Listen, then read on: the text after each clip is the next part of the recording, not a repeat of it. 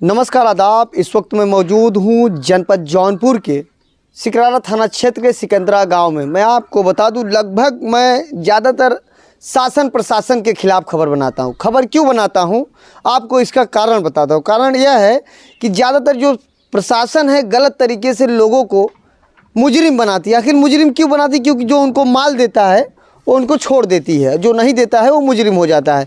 फिलहाल आज मैं दूसरे तरीके का खबर बना रहा हूं। हमारे साथ सतीश यादव जी हैं, संस्था बनाए हैं सिकंदरा पोखरियापुर विकास मंच। आज उनके पिताजी हैं, मैं उनसे भी बात करूंगा। इसके बाद सतीश यादव जी से भी बात करूंगा। आखिर ये मंच बनाने के मंच बनाए हैं और इस मंच के माध्यम से आप क्या जागरूक फैला रहे हैं इस गांव में, क्षेत्र में, क्या मकसद है? इनके बाबूजी से मैं थोड़ा जानकर। बाबूजी का नाम है? बहादुर यादव। बाबूजी का हालचाल बा? सब ठीक है। अपने समय में तो आप हम जैसे लोगों को सेठते ही नहीं होंगे। समय समय की बात है, ये तो जानते हैं आप। अच्छा बाबूजी, क्या काम करते थे आप? मैं संग्रह अमीन था।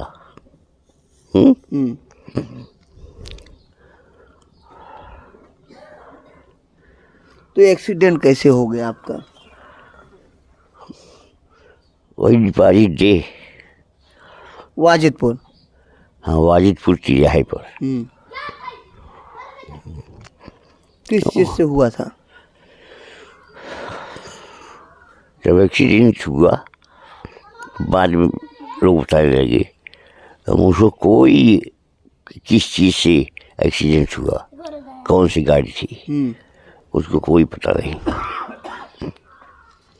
अच्छा बाबूजी, अभी आपके लड़के मंच बनाए हैं, यहाँ आपके यहाँ तमाम लोग आ रहे हैं, कैसा लगता है कि हमारा बेटा भी कुछ काम कर रहा है? हाँ, तो सीखे है, सीखे काम कर रहा है लड़का और करता भी रहेगा। हाँ, कर भी रहे हैं मम्मी शायद। आपके कितने बेटे हैं बाबूजी? तीन बेटे हैं। सबसे बड़े सतीश जी हैं? नहीं, सबसे बड़ी गुलाब चंद यादव है। उसके बाद? तब सतीश है। और छोटे लड़के क्या करते हैं? कर्मचंद यादव। हाँ?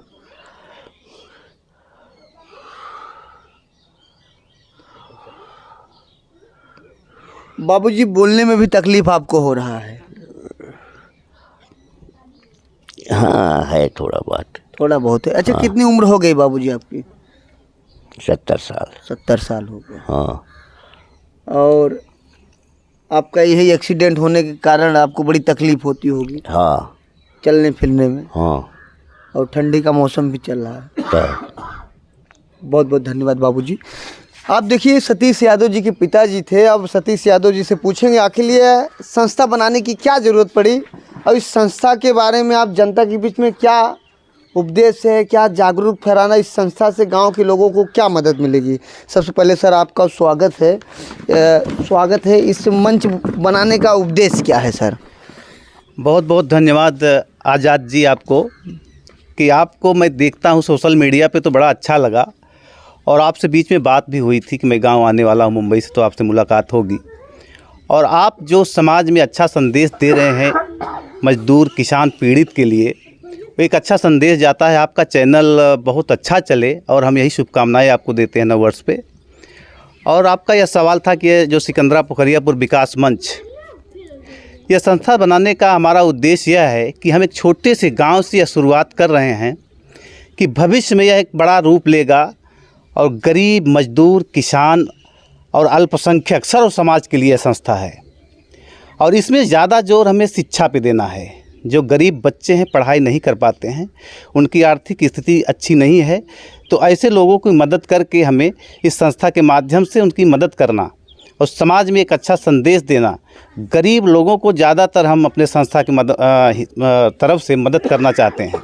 इस संस्था चलाने में सतीश जी बहुत पैसा लगेगा, ये पैसा कहाँ से आएगा?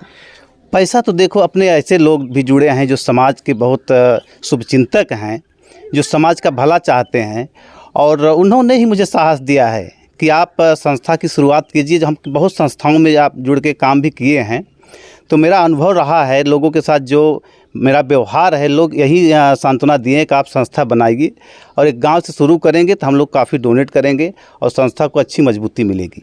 अच्छा, संस्था का उपदेश क्या है गांव के प्रति?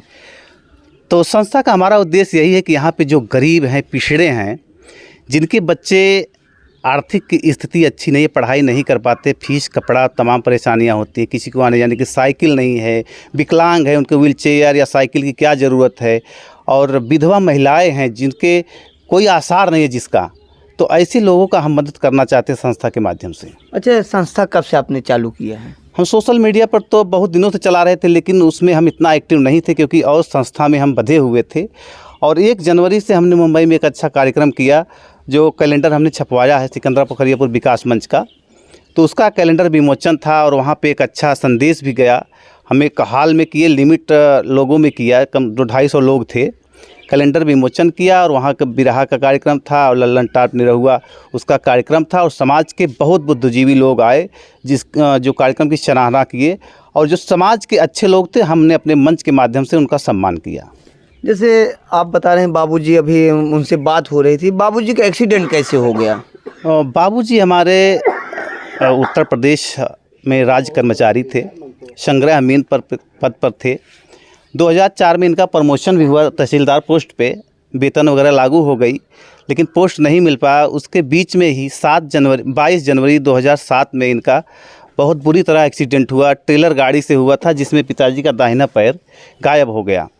तो उस बीच में हम भी यहाँ रहते थे, गाड़ी वगैरह रखे थे, लेकिन 2009 में हम भी मुंबई का दामन पकड़े और अपने तेज और ऊर्जा को हम नहीं संभाल पाए। वहाँ पे समाज सेवा और राजनीति में जुड़े, समाजवादी पार्टी में वाइस प्रेसिडेंट रहे, और यदुवंशी सेना समिति संस्था एक है जिसके हम संस्थापक रहे, और तमाम संस्थाओं में रहकर हमने काम किया है।